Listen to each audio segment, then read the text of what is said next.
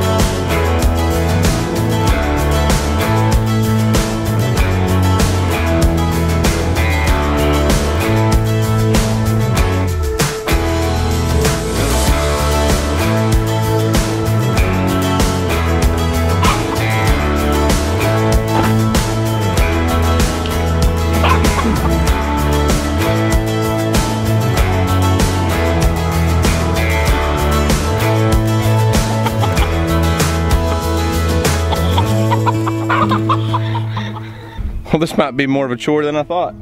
That right there shows that they respect this Premier One fencing. They do not even want to walk through the opening that I made here to get them out of that area and into this area. This might be more of a chore than I expected.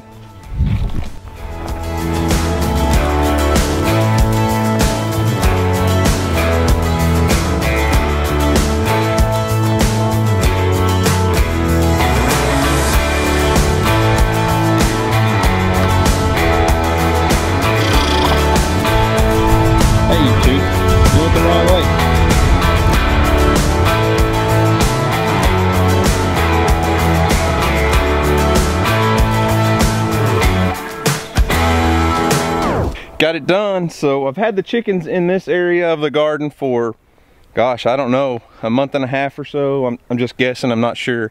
So we originally put up the Premier One permanent fencing. This is the fence that I got last year for my deer problem, and it really solved the problem of having deer in the garden. So earlier this winter I decided, let's do like Justin Rhodes and let the chickens prepare this garden area, and you can see the difference in what this looks like versus what that looks like. That area is full of weeds, hasn't been tilled at all, and this area is ready to plant. I can come in here with my Haas wheel hoe and make some rows, and it's ready to go. They've got all the weeds out, they've got all the grass out, and they've been in there long enough probably to get most of the seeds. So I'm gonna let them move over into this area, which they really probably don't have enough time before I need to get in here and get this ready to go before garden season. But I'm gonna let them have it for a few weeks anyways, just to knock down the grass in here. So what I'm gonna do is leave this divider up, and instead of putting up a whole new area for them for their nighttime coop, I'm just gonna move my fence at an angle into the edge of the high tunnel, and they can still use the same door, and I'll have them fenced out of that area and locked into this area for a little while. Don't go back in there.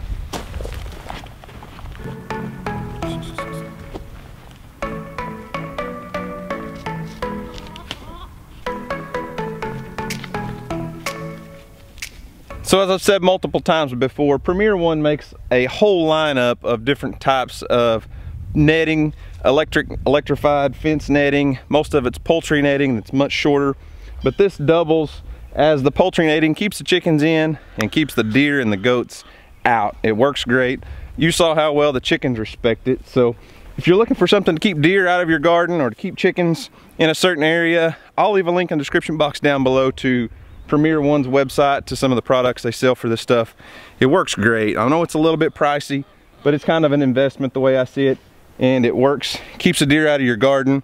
And if you've ever had deer in your garden, once they figure it out that they can get in there and eat your vegetables, you're not going to keep them out unless you build the Trump's wall around your garden.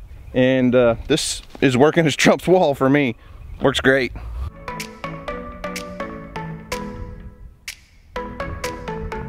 Now that I've got the garden fence up all the way around the high tunnel, I can go ahead and raise up my back wall because that lets in so much more airflow. The high tunnel's great. Let me set this camera down. The high tunnel's great, but it can get pretty hot in here, especially in the summertime, and having the ability to crank up that back wall and raise that all the way up sure lets in a lot more air. And as it stands right now, I'm not going to be able to open the doors on the other end because the chickens could come in right there, so I'm going to have to keep those doors shut.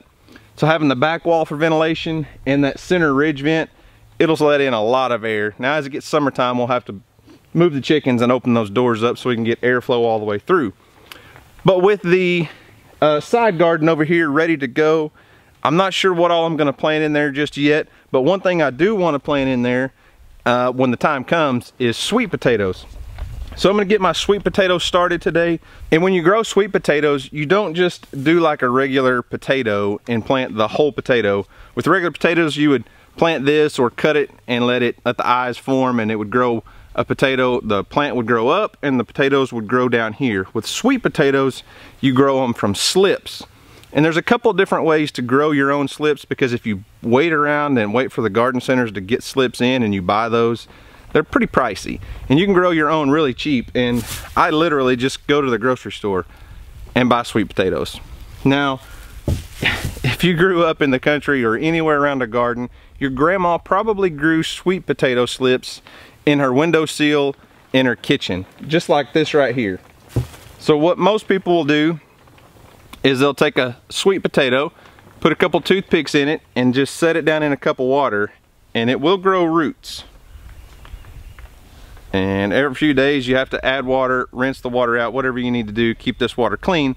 But as you can see, it'll start growing. This is what's called a sweet potato slip. And then when you get ready to plant potatoes, or your sweet potatoes, you'll break these slips off, set that slip down in a glass of water, and it'll form roots, and then that's what you plant. You don't actually plant this. So that's one way of growing slips.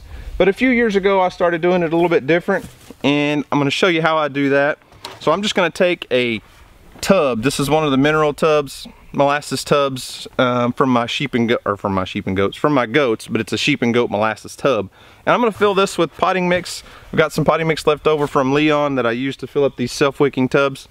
And I'm just gonna fill this up. It's got a few drain holes. I put a few drain holes in the bottom of it so it doesn't get waterlogged.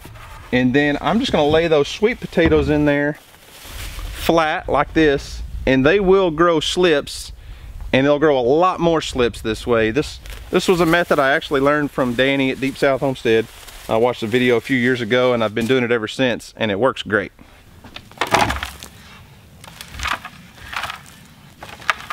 Now some people are probably gonna say that sweet potatoes just bought from the grocery store probably aren't gonna grow, but I know for sure that these will. There's a good possibility you may get some that won't sprout, but I tested one in the glass of water, so we've got one growing already, so I know they will sprout and grow slips. Now as I said, this is not gonna be their permanent home. This is just temporary. We're just growing slips. We're not actually growing sweet potatoes. So I'm just gonna space these out in here kind of evenly. Maybe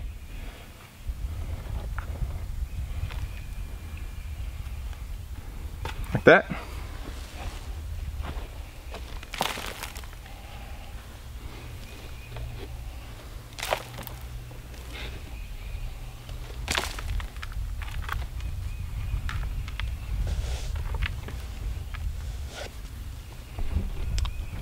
Then all that's left is just to water these in well and keep them moist, water them every few days, and eventually we'll start getting slips like this growing, and then as they grow, we'll just break those off and get them rooted up, and they'll be ready to go in the ground. So super easy way to grow a ton of sweet potato slips. Just go to the grocery store, buy you some sweet potatoes, and throw them in a little pot of dirt, or you could even do it in one of your raised beds temporarily and pull your slips out, and then put those in your garden, and you'll have lots of sweet potatoes in a few months. Well guys, that's all I've got for today. I just want to challenge you to get out and grow something. I know not everyone's a gardener. Everyone says, you know, they don't have a green thumb. So many people say they couldn't grow anything if they wanted to. I just challenge you to get out and try it. Grow something. Get out, plant some seeds, do something different this year. A lot of people are asking, why in the world are you planting in these tubs? Why do you do raised beds? Why do you have a high tunnel? Why not just do everything out on the ground in the garden like grandma used to? Well, because there's a million ways to do all this stuff, and not everything's gonna work for everyone. And I like to experiment and try different things and show you guys different ways that maybe you can grow food in 4 little containers like that on your patio. You may not have place for a garden, so it's just a way to teach you guys, show you guys different ways of doing things. And I like it. I like playing with it myself. I like testing things out and experimenting and growing different ways. I just enjoy it. I have fun with it. I love the garden. I love growing food, and I love bringing you guys along on the journey. So anyways, as I said, that's all I've got for today. It is getting warm outside. The chickens are loving their new little grassy area out here. Hopefully they get some of this knocked down before garden season really gets in full swing. Either way, we're probably gonna have to get in here with the tractor and till it up at least once, trying to kind of avoid that. But anyways, guys, I'm gonna quit rambling on. That's all I've got. Thanks for watching. Hope you enjoyed it. Y'all have a great day. And as always, we'll see you on the next video.